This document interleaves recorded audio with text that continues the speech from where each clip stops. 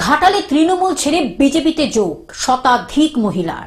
পশ্চিম মেদিনীপুর জেলার ঘাটালের অজবনগর 2 গ্রাম পঞ্চায়েত, মোহনপুর গ্রাম পঞ্চায়েত, মনসুকা 2 গ্রাম পঞ্চায়েত সহ বেশ কয়েকটি গ্রাম পঞ্চায়েতে শতাধিক তৃণমূল মহিলা কর্মী আজ বিজেপিতে যোগদান করলো।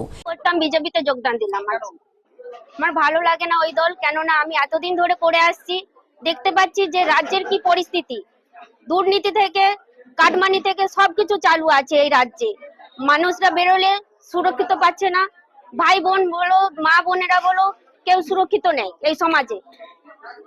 মাননীয় মমতা ব্যানার্জি মহিলা হয়ে সরকার নিজে করছেন, কিন্তু মহিলাদেরকে সুরক্ষিত দিতে পারছেন না।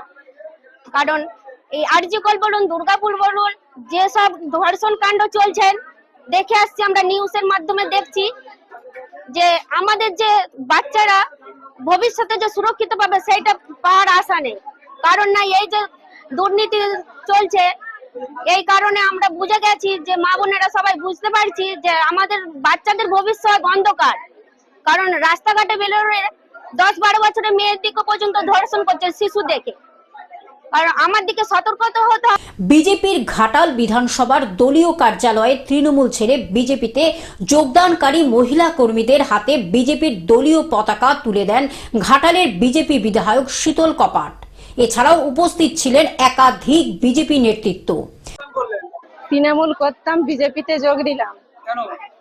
আমরা লক্ষ্মীর ভান্ডার চাই না, আমরা চাই যে সবাই সকলে মিলে সবাই যেন সুরক্ষিত মান মর্যাদা সম্মানে যেমন বাজায় থাকার জন্য সবাই এক কাছে দল বেঁধে দেশের সুরক্ষা দেশের সমাজ রক্ষা করার জন্য।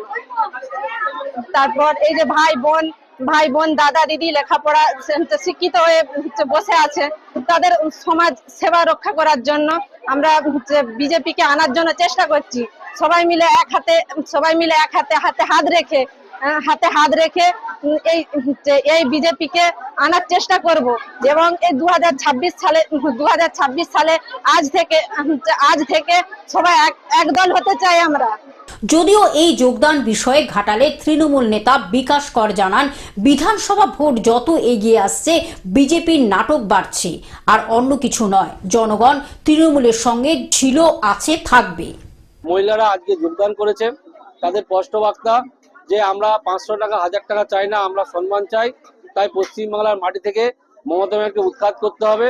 আমরা নরেন্দ্র মোদীজির ডবল ইঞ্জিনের সরকার চাই।